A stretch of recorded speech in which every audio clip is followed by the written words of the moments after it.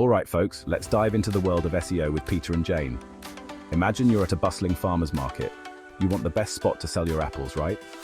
Well, for Peter and Jane, their market is online search results. And the apples, those are their keywords. First, Peter and Jane need to pick their keywords. These are the words people use to find things online. It's like choosing the best apples at the market, essential for making great cider. Peter and Jane are learning about SEO for their shop in Bristol. It's like finding the best spot at the farmer's market. Important, but takes some work.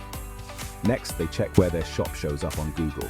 It's like finding out where their stall is placed. Good to know before making changes. But here's the kicker. They don't know what Apple-related keywords everyone uses. So, they think of words that mean the same but are different. Remember? SEO synonyms, related phrases, names, and ways of describing things. Peter and Jane use H1 tags on their webpage. It's like putting up a big sign at the market that says, "Fresh apples here." It helps people and search engines know what's important. Now, imagine 10 people searching for local apples in Bristol. Some want them for cider, others to eat fresh, and some chefs want them for desserts. Peter and Jane are learning about SEO for their local Somerset apple market stall in Bristol. With a website, it's like finding the best spot at the farmer's market. Important, but the process is unending. When writing for their website, Peter and Jane focus on what their customers want.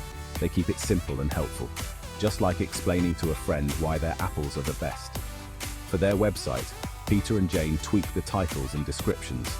These are like signs at their stall, short, clear, and telling people exactly what they sell. Peter and Jane debate the importance of different SEO elements. Jane believes H1 headers are crucial, like the headline at their market stall. Peter emphasizes alt tags, anchor text, meta descriptions, and more. In the end, they realize it's not just one thing, it's a combination that makes their website shine.